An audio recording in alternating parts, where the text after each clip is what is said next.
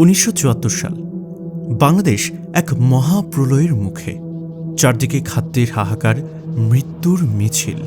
কিন্তু এক যুবক অধ্যাপক দেখলেন ডাস্টবিনে পড়ে থাকা লাশের চেয়েও ভয়ঙ্কর এক অদৃশ্য শত্রু। সেই শত্রু হল সুদখোরি। জোবরা গ্রামের এক নারী সুফিয়া খাতুন। বাঁশের মোড়া বানিয়ে দিন শেষে তার লাভ থাকে মাত্র 2 পয়সা। কেন? কারণ সে মহাজনী ঋণের জালে বন্দী। থ্রিলারের শুরুটা ঠিক এখানেই। 42 জন মানুষ মাত্র $27 এক দুঃসাহসিক বাজি। ডক্টর মোহাম্মদ ইউনুস খেললেন এক ঝুঁকিপূর্ণ চাল, যা প্রচলিত ব্যাংকিং সিস্টেমের গোড়ায় কুড়াল মারল। তিনি কলম ফেলে মাঠে নামলেন। জোবরা গ্রামের সেই 42 জন মানুষকে দেয়া $27 সেই ছোট্ট ঋণটিই ছিল আধুনিক অর্থনীতির এক নীরব বিপ্লব। জন্ম নিল গ্রামীণ ব্যাংক। নামটা যতটা সাধারণ, এর পেছনের রণকৌশল ছিল ততটাই বিধ্বংসী। তিনি কোনো জামানত নিলেন না, কোনো সিগনেচার চাইলেন না। দুনিয়া বলল এটা অসম্ভব। তিনি বললেন, অসম্ভবই আমার পথ। মুহূর্তেই তিনি হয়ে উঠলেন গ্লোবাল আইকন। বিশ্ব নেতাদের ড্রয়িং রুম থেকে গ্রামের ঝুপড়ি ঘর, সর্বত্র একই নাম।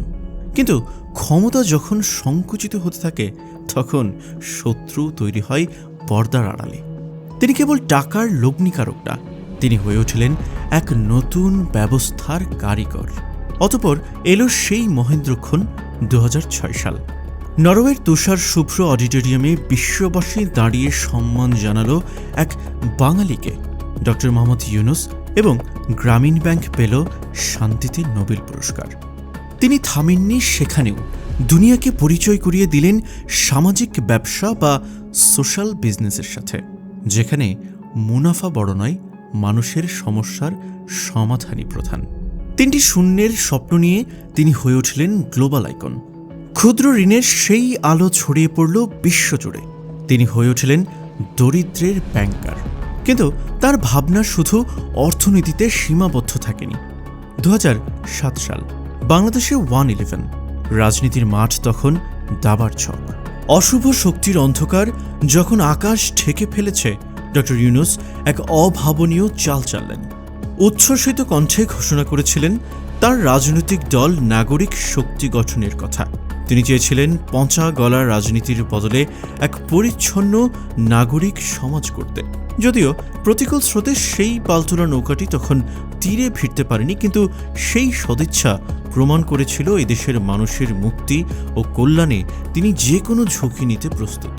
এরপর শুরু হলো এক দীর্ঘ ষড়যন্ত্রের অধ্যায়। গ্রামীণ ব্যাংকের পদ হারানো, শত শত মামলা, চরিত্র হননের নীল নকশা। চারপাশ থেকেই ঘিরে ধরা হচ্ছিল তাকে। সবাই ভেবেছিল 84 বছর বয়সেই মানুষটি হয়তো ইতিহাসের পাতায় হারিয়ে যাবেন। কিন্তু থ্রিলারের আসল টুইস্ট তো তখনও বাকি। 2024 সালের অগাস্ট তাসের খড়ের মতো ভেঙে পড়ল দীর্ঘ এক শাসন ব্যবস্থা। চারিদিকে আগুনের লেলিহান শিখা, অনিশ্চয়তা।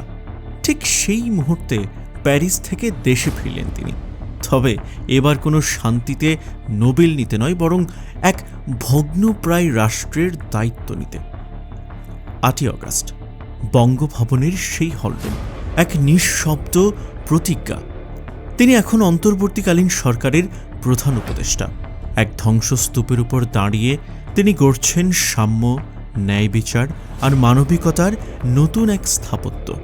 তিনি শুধু একজন অর্থনীতিবিদ নন, তিনি এক পথ প্রদর্শক। তিনি ডক্টর মোহাম্মদ ইউনুস, যিনি শিখিয়েছেন স্বপ্ন দেখলে পৃথিবীটাকেও পাল্টে দেওয়া সম্ভব। তারপর এলো ত্রয়োদশ জাতীয় সংসদ নির্বাচন, 12ই ফেব্রুয়ারি 2026।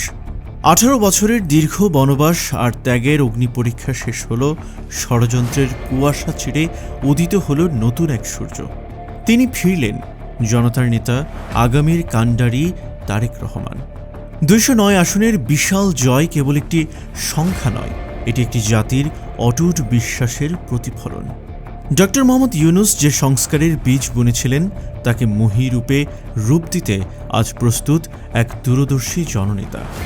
তিনি ক্ষমতায় ফেরেননি, তিনি ফিরেছেন দেশের মানুষের হারানো ভোটাধিকার আর মর্যাদা ফিরিয়ে দিতে। ডক্টর ইউনূসের হাতে গড়া সেই নতুন বাংলাদেশের ভিত্তি আজ তারেক রহমানের হাতে আরও সুসংহত।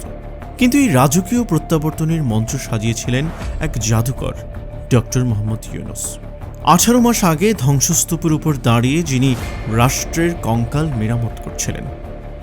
ডক্টর ইউনূস, আপনি কেবল দারিদ্র্যের ব্যাংকার নন, আপনি এই জাতির সংকটের বাতিঘর।